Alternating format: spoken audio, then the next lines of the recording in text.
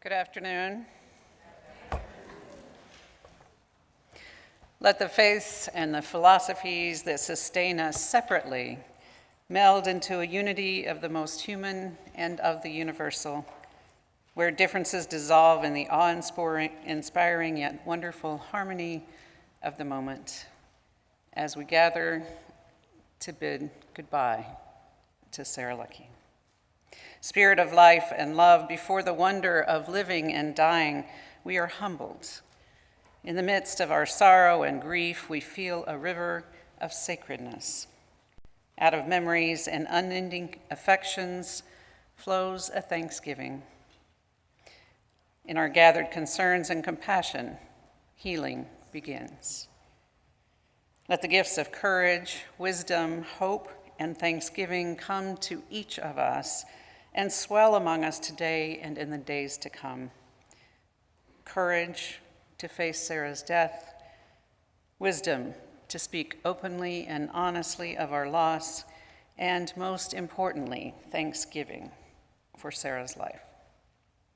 May the song that was always on Sarah's lips, the song which sings of life and of love and of joy and sorrow, ring gloriously in our minds and hearts this day and in all days to come. Amen.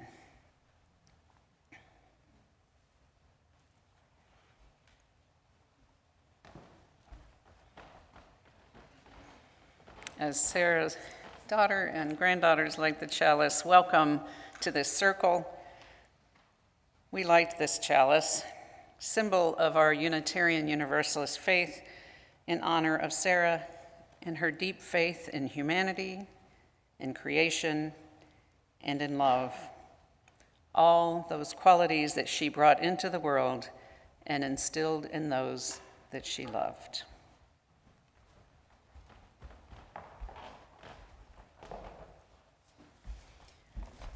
Please rise as you are willing and or able and join in hymn number 359, When We Are Gathered.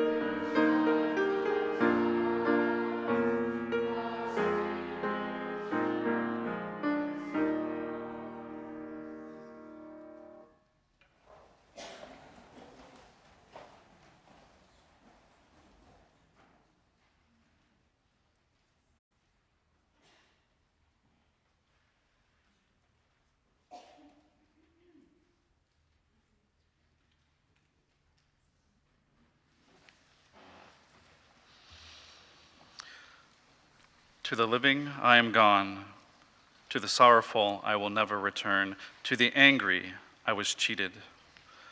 But to the happy I am at peace, and to the faithful I have never left. I cannot speak, but I can listen. I cannot be seen, but I can be heard. So as you stand upon a shore, gazing at a beautiful sea, as you look upon a flower and admire its simplicity, remember me. Remember me in your heart, your thoughts, and your memories of the times we loved, the times we cried, the times we fought, the times we laughed. For if you always think of me, I will never have gone.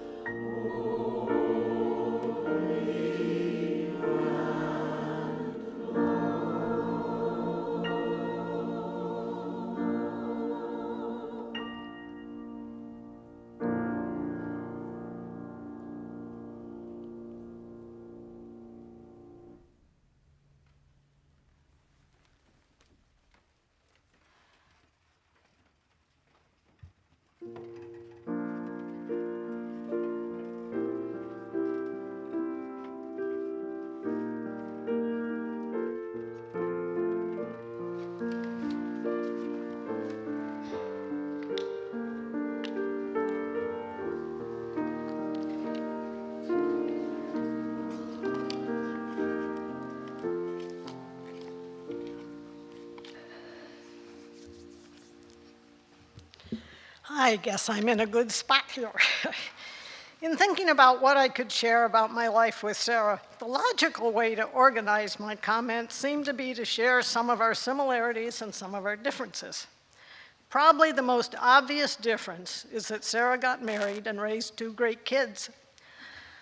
I didn't ever find the right soulmate, but during 30 years of a teaching profession as an elementary school librarian, I did make significant difference in the lives of hundreds of kids based on the feedback from lots of parents. Sharing was a big part of our growing up right from the very beginning.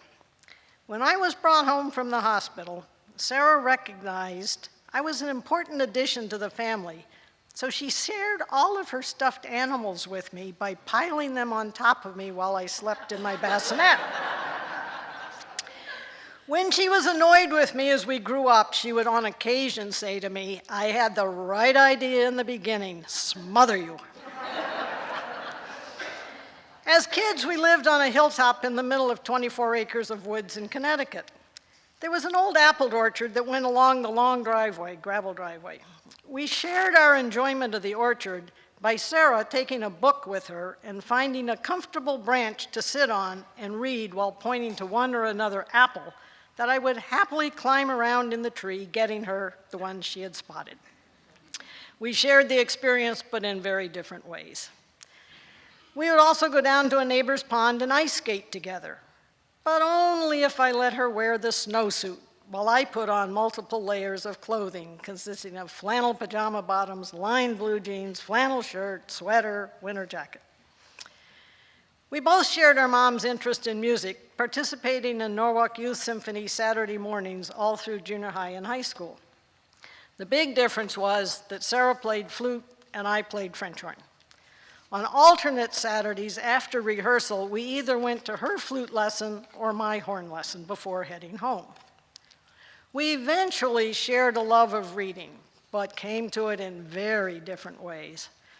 Sarah taught herself to read at age 3 by crawling up in Dad's lap when he was reading the newspaper and asking him what he was doing and how do you do that. She probably never remembered a time she didn't know how to read. Her head was always in a book. In contrast, I crawled up on Dad's lap to have him read me the comics well through elementary school. As a dyslexic, learning to read in elementary school was a terrible chore. I remember the first book I actually enjoyed reading. It was called Slim Green, and it told the adventures of a little green grass snake like I like to catch in our yard.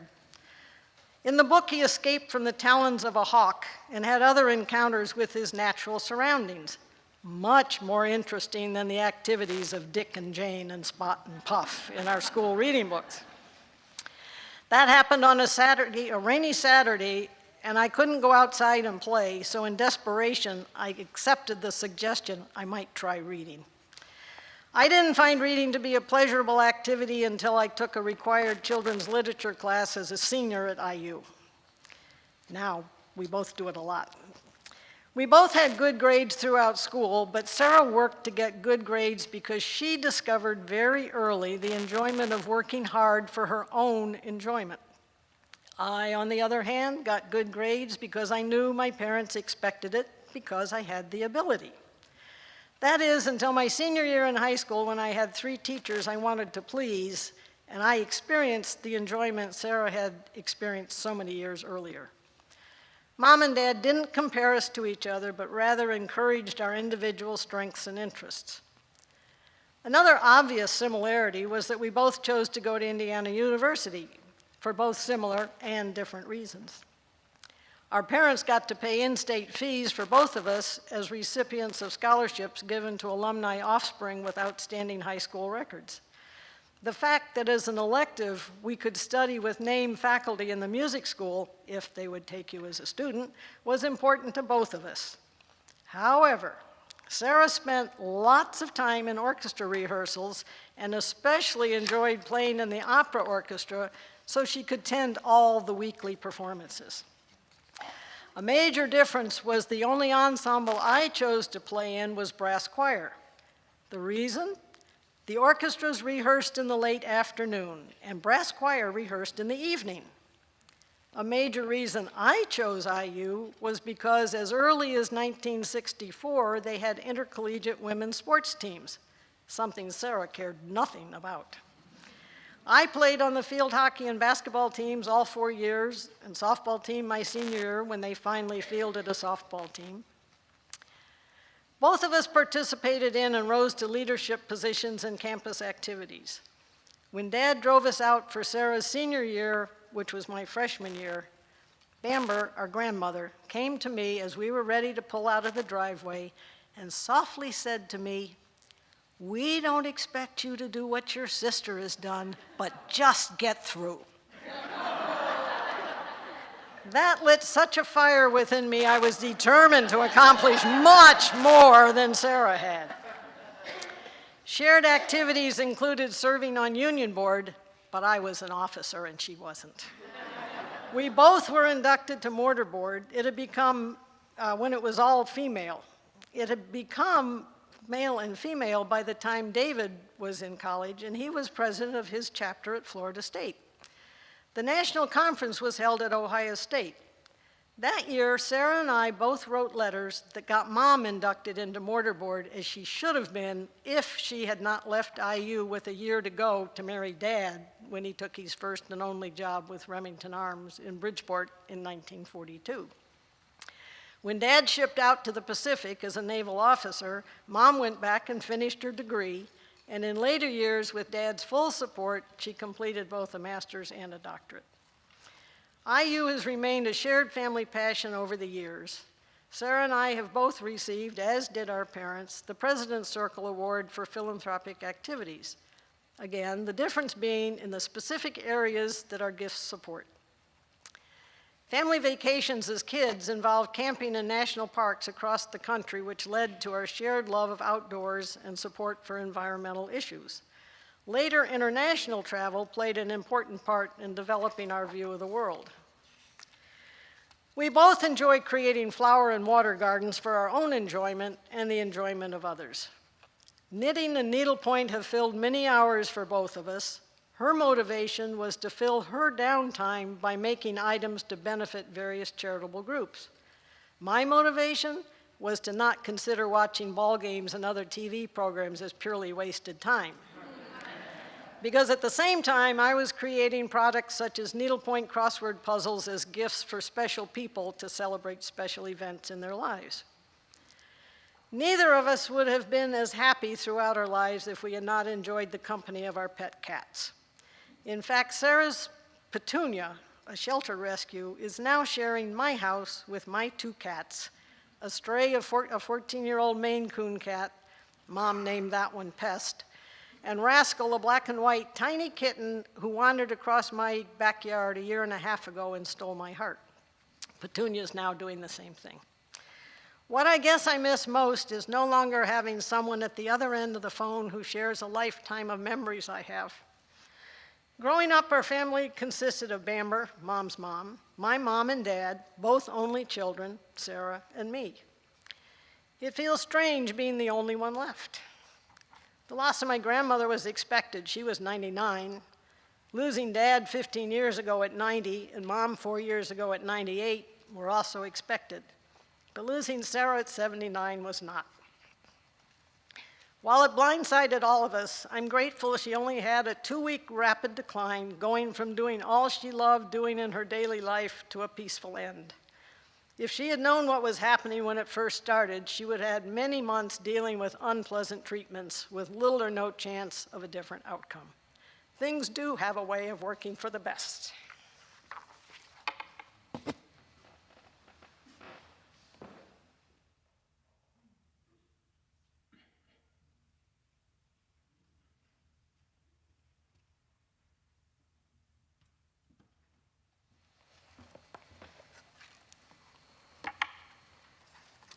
Thank you, Ellen, for giving my notes a little bit of context. Otherwise, I would ramble and it would be a long time.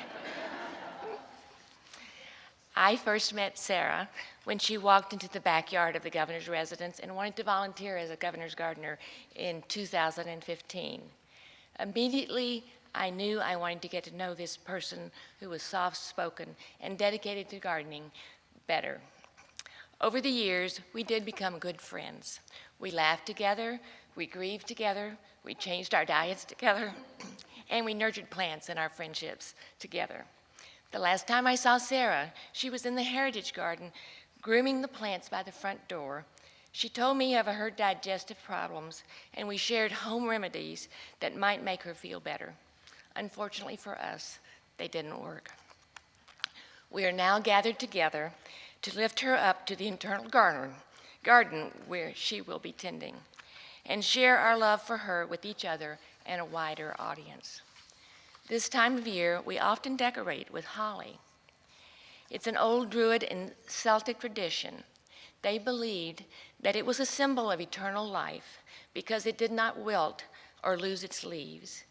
And like other plants in winter, it stayed green and strong. Its sharply pointed leaves were a protection against evil. And that is how Sarah would want us to be, strong in her absence, not wilt from fear, and be prickly enough to stick up for nature and native plants.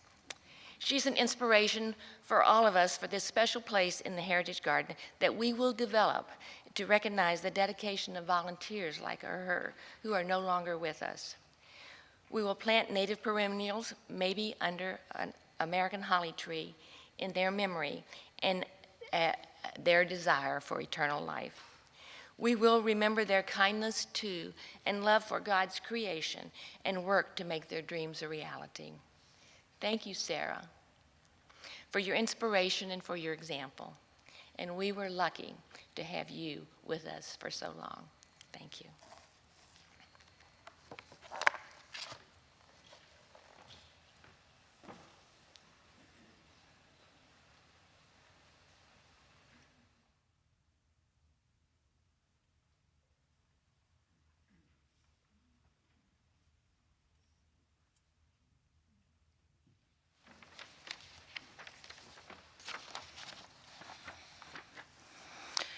Hello, everyone. My name is Amy Billerman, and I'm here on behalf of Voice Corps Reading Service.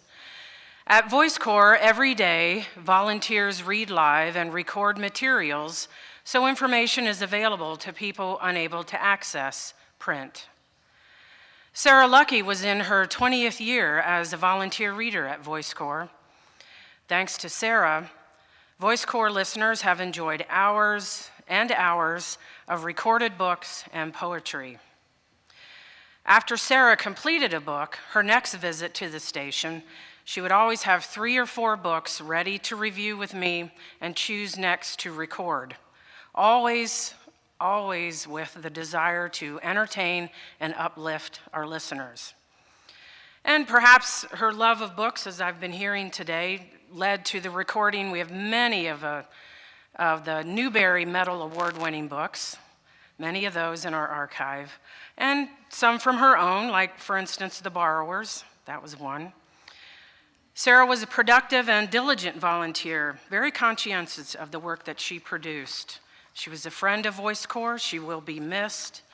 And I also need to mention here that in her name, last month, her friends who gather once a month to do a live poetry and prose hour, live, 1 hour every month, Sarah was a part of that.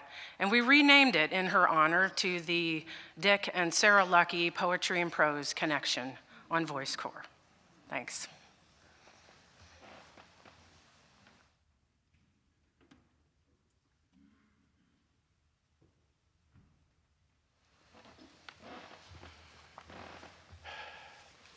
Good afternoon. I'm Marco Bellatini. I'm the Minister Emeritus of this congregation. And my memories of Sarah circle around 2 conversations we had with each other. Although listening to the people talking before me, I thought of one other one, which is about the fact that we both had parents who were without brothers or sisters, which is kind of rare. I had no aunts or uncles, neither did you. But the first conversation had to do with music. Sarah often played the flute during various choir pieces. She also would, when the choir was not singing, she often would supply the music for the service on Sunday. And I remember one Christmas Eve in particular when her music was Christmas for me. It was just absolutely stunning. And we had conversations about music. Whenever she would play something that I liked, I would go and ask her. Sometimes the composer was unknown to me, but I thought it was beautiful. And one day we discovered in a conversation that we both liked the composer Lowell Lieberman, and who primarily writes for flute and piccolo. And that was a delight because I didn't know anybody else who knew who Lowell Lieberman was. The second conversation that I had with her, we had a chance to talk one day. And I asked her, it was kind of a pastoral conversation. I asked her what it was like to share a congregation with her former husband, Earl. I had been a minister of 3 congregations, and in each of them, when there was a divorce and people stayed in the church, sometimes there was a lot of feeling that came up one way or another. So I just asked her how she was doing. And she thanked me for asking about the possibility of her discomfort. But she told me she didn't really fret about anything like that because her son from that marriage, David, was such a great gift in her life. And that joy was always deeper than any other feeling. I found that to be a very moving answer to my question. And it gave me a glimpse of the depth of her inner life, the inner life that would rise to expression when she played her flute so exquisitely. And I'm very grateful to have had those conversations with her and to have known her and cared for her.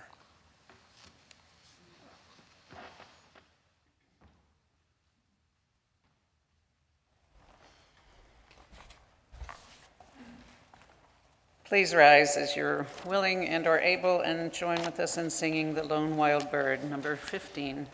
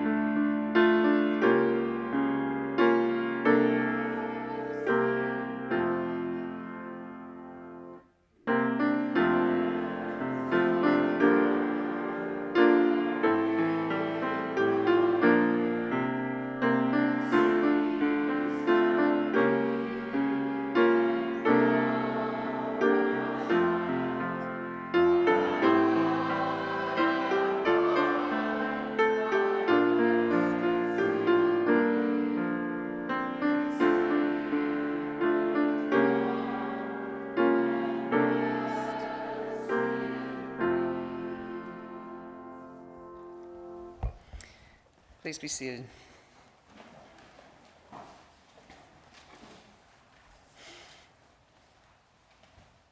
I have an imagination that Sarah Luckay came out of the womb with a tune in her heart.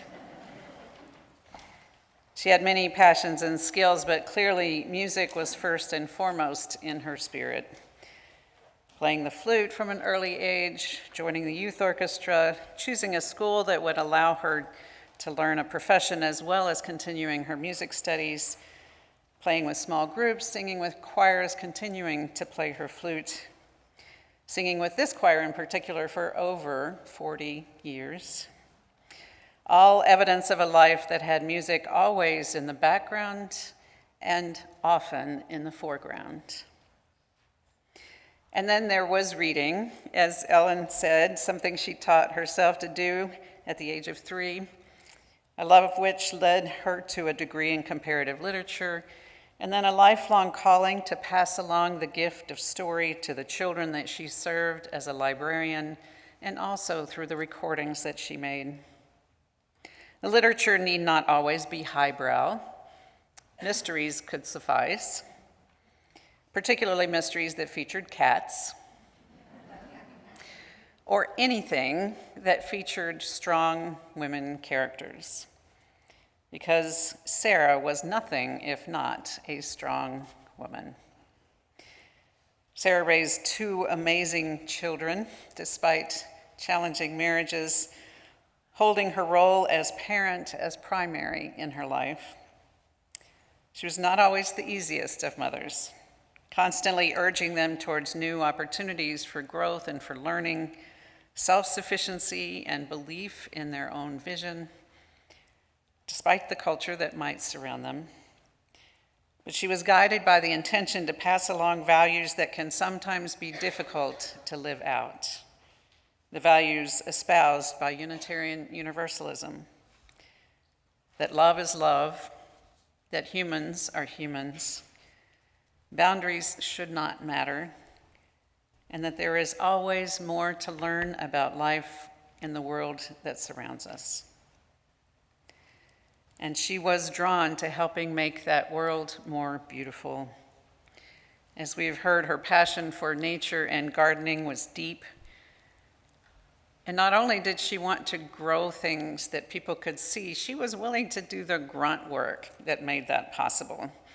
Weeding in the public gardens, doing the difficult work behind the scenes. And her work in this church that she loved for so many decades was similar. She was willing to put herself forward in leadership at times, but as well as to do the day-to-day work without the less public day-to-day work without which a church cannot survive. After so many years of hard work and saving and having to be self-sufficient, she finally found a great love at the end of her life that allowed her to travel the world, and not just to the easily accessed tourist places, but to challenging places as well, always learning as she went. Until her recent brain tumor diagnosis, she had been scheduled for trips to Antarctica, Italy, and Patagonia. Only dire illness could stop her constant movement. Sarah leaves a legacy of a life lived to the fullest, despite hardships and disappointments. A life dedicated to doing what was right, even when that wasn't easy. A life that guided her children and friends in doing the same. She was a presence to be reckoned with, and her influence will continue to guide those who are left behind to mourn her loss. Let the gifts that she offered, the gifts of courage, wisdom, and thanksgiving, come to each of us and swell among us today and in the days to come. Please join me again in song number 86 in our hymnal.